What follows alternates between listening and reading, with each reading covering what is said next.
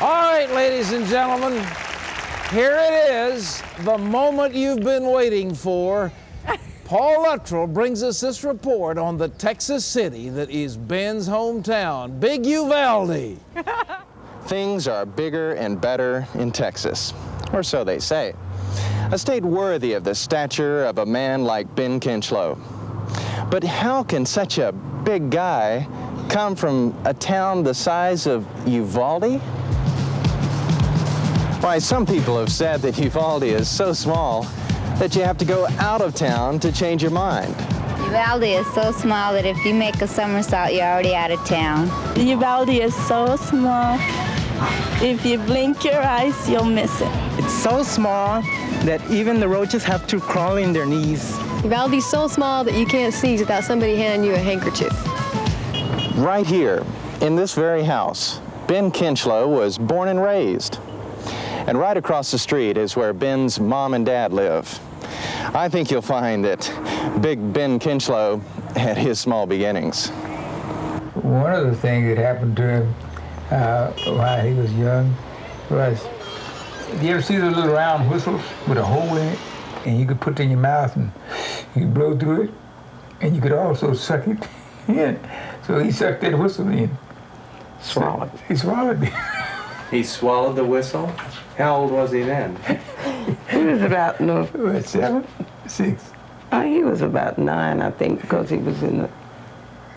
Oh, he wasn't 9 years old. Well, he was about in the 3rd grade. Yeah, well... Well, I'm afraid to ask what happened next. Well, we carried him to the doctor, and the doctor told us just feed him a lot of baked sweet potatoes and cornbread. And we did. And that would bind up the whistle and... And then one day he came to my desk and he whispered, "Mama, it's gone."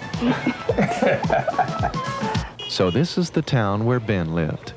And this is the teeter-totter that sits in the town where Ben lived.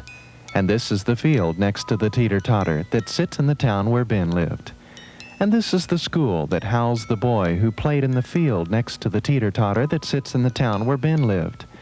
And this is the station where Ben pumped gas that fueled the car that took the boy that went to this school who played in this field next to the teeter-totter that sits in the town where Ben lived.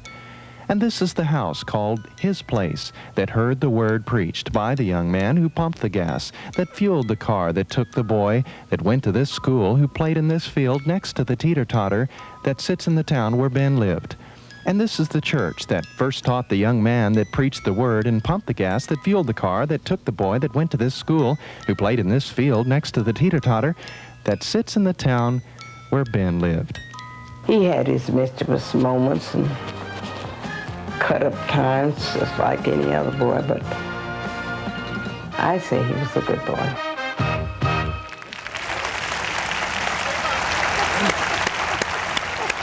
Well, we'll find out in a minute just how good a boy he is, but his mother's pretty good. Oh, listen. She's listed distinguished. She is listed. Yeah. Ben's mother is listed in the Worthy Mothers of Texas book from 1776 to 1976. And right in here we have a picture and a big long article on Jewel Gafford Kinchlow.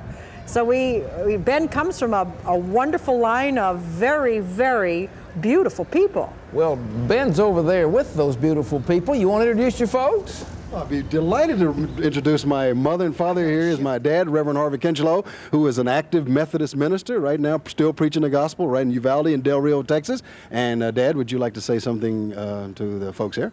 Well, hail to all those from Uvalde and their surrounding area. You don't speak to folks unless they're from Uvalde or surrounding areas. And here's my mother, who was the first black teacher in the public school system in Uvalde, Texas. Hello. As you can see, we come from very light, intelligent, well-educated.